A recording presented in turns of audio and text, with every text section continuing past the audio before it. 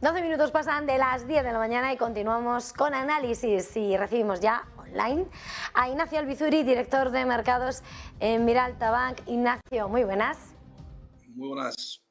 Bueno, jornada intensa ya desde los primeros compases, esperando en Frankfurt a Lagarde, al Banco Central Europeo, esta tarde en la macro al PIB en Estados Unidos, y entre tanto vemos cómo los mercados en Europa se mueven más en el terreno negativo a la espera de cuál es el diagnóstico en este punto de la sesión.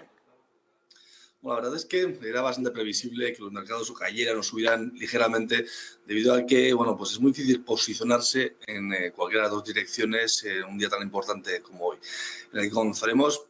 casi por descontado pues una subida de 75 puntos básicos. Luego habrá que ver las lecturas que se hacen y ver un poco también la previsión que tendremos para ya diciembre o para el 2023, ¿no? Que parece que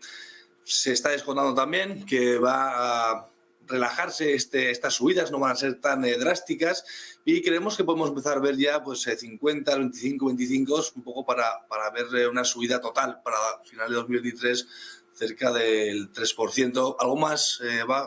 bajo del 3,25 que estaba previsto hace 9 Machado. Con lo cual hay que también hacer una lectura también de la evaluación que estamos, como está haciendo las autoridades sobre la inflación. Estamos viendo cómo gas natural ha cedido terreno, incluso veíamos en algún futuro que había cotizado incluso en negativo, pero sí que es cierto que hay ciertas partidas que no están siendo, o los efectos no están siendo los deseados todavía para ver cómo estamos mejorando con estas subidas de tipos, que al final lo que va a hacer es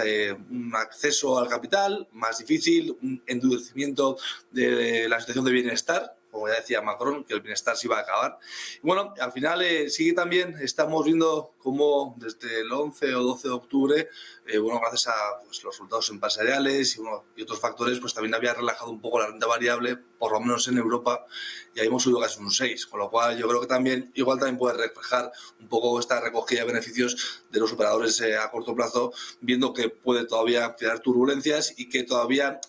podemos ver castigos, más que castigos, un poco ajustes en renta variable, que es algo que tendría mucho sentido, pues viendo que estos 2 trimestres que vienen pues podrían ser algo duros, viendo cómo ya los efectos que están, los efectos de estos subida de tipos, pues toman su camino, su cauce, y esto hará que al final, no sean muy agradables, pero veamos cómo va a ser casi obligatorio que ceda terreno estos precios que han sido un poco desfasados. Mirando al mercado, a lo que van a ser los grandes catalizadores, con permiso de la cita con la política monetaria del día de hoy, con esa macro, también vamos a conocer ese deflactor del consumo esta semana en Estados Unidos, pero por supuesto la atención, Ignacio, también nos hace mirar al Reino Unido. Después, además, ya conocíamos ayer cómo ese plan fiscal que se iba a presentar el día 31 de octubre se pospone hasta el 17 de noviembre y ya hay cálculos de lo que puede suponer esos cambios. Según ha publicado Bloomberg, la decisión del primer ministro británico Rishi Sunak de retrasar esa declaración económica del Tesoro del Reino Unido, ese plan fiscal, podría ahorrar hasta 15.000 millones de libras esterlinas y evitar profundos recortes en el gasto de los servicios públicos. El comunicado, que incluye pronósticos económicos y estimaciones para el endeudamiento del Gobierno, se entregará tal y como habían apuntado en la jornada de ayer, el 17 de noviembre y no el 31 de octubre. Jeremy Hunt tiene más tiempo para trabajar. Rishi Sunak, en esas primeras palabras desde que ha llegado al cargo, ya ha señalado que tal vez habría que tomar decisiones vergonzosas. En este contexto, no sé si suena más a ese dolor que a veces se dice desde Jerome Powell a la economía norteamericana por el traslado que va a tener de ese peso de la situación a los consumidores, a los ciudadanos. Pero mirando al Reino Unido, a ese plan fiscal que está por llegar, esos cálculos que pueden sí complicar la vida a los ciudadanos, pero sí mejorar la credibilidad, el rating, la solvencia y la posición del Reino Unido. ¿Cuál es el escenario de los mercados mirando a Londres, la bolsa, a esas guild?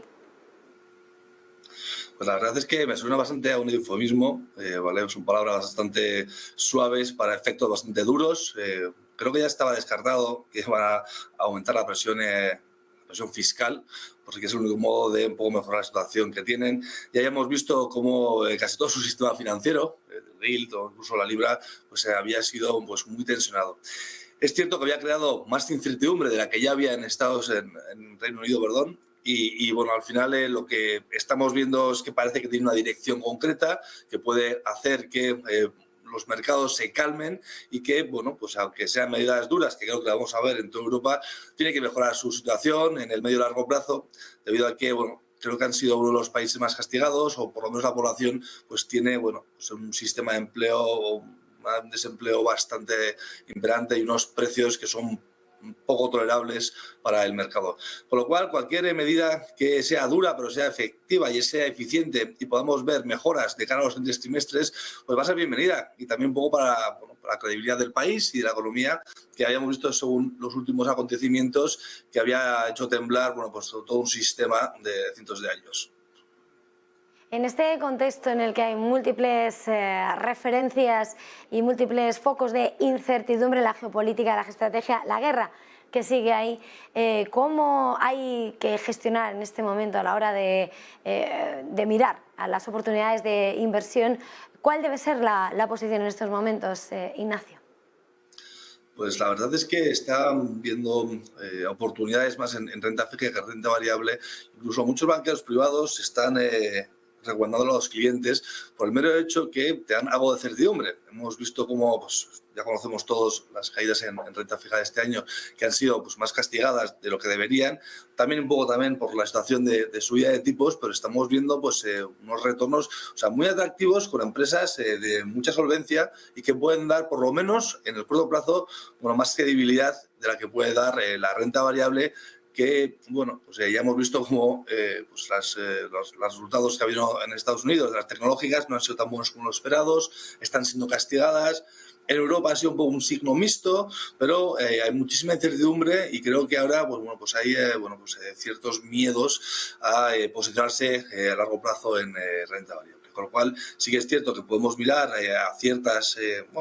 con diferentes vehículos, vamos. Me da igual que se compren bonos en directo, que ETFs u otros similares, para poder intentar aprovechar oportunidades de renta fija, que ya te digo que tiene unas tires muy atractivas y que podemos ver como una oportunidad para un plazo de aquí a unos 3-4 años. Antes de terminar, Ignacio, mirando un poco a lo que es el comportamiento de los mercados en la jornada de hoy y con permiso de la multitud de referencias de resultados empresariales que tenemos sobre la mesa, quería preguntarle, de alguna manera estamos viendo como entre las principales caídas en el Eurostock 50 estamos viendo al sector del lujo, Hermès, Louis Vuitton, tenemos también a L'Oréal, EssilorLuxottica, Kering, no son caídas vertiginosas, pero son algunos de los que se posicionan con las mayores caídas en un momento en el que China ha vuelto a dudar y sobre todo sobre el efecto de lo que va a ser la demanda en el exterior para su crecimiento en el cuarto trimestre. Mirando al sector de lujo, mirando a China, no sé cuál es el diagnóstico también en el análisis del día, y con esa advertencia de China parecía también que el mercado del crudo se veía adolecido por ese menor también consumo que puede llegar del primer consumidor del mundo de ese petróleo. ¿Qué podemos esperar en la traslación de esa ralentización de China al mercado? Es bastante sintomático que sus principales clientes van a consumir menos, pues ellos van a ingresar menos. Eso es un hecho. Por lo cual, esto puede dar ciertos miedos a que la evolución o, bueno, pues los ingresos y los movimientos que realicen ellos también como primeros clientes de las marcas de lujo, pues hombre, es muy casuístico que estamos viendo que al final van a ser castigadas estas marcas. También es cierto que tienen, han tenido unos recorridos fortísimos. Ya hemos visto Louis Vuitton y entre otros, y hemos visto cómo es muy probable que recuperen. Al final también son previsiones que igual dentro de 2 trimestres comentan lo contrario, que se ha recuperado la economía y vuelven todas estas empresas con cierta correlación al sesgo asiático, pues bueno, pues vuelven a tirar. Al final me parece que tienen unos balances muy sólidos estas empresas de lujo. Sí que hay que tener cuidado en el corto plazo, pero hemos visto que los números han sido pues muy sólidos, y esto desde hace 3-4 años con todas las que hemos visto. Pues con esto nos vamos a quedar Ignacio Albizurí, director de mercados en Miralta Bank, ha sido un verdadero placer. Feliz jornada, feliz negocio.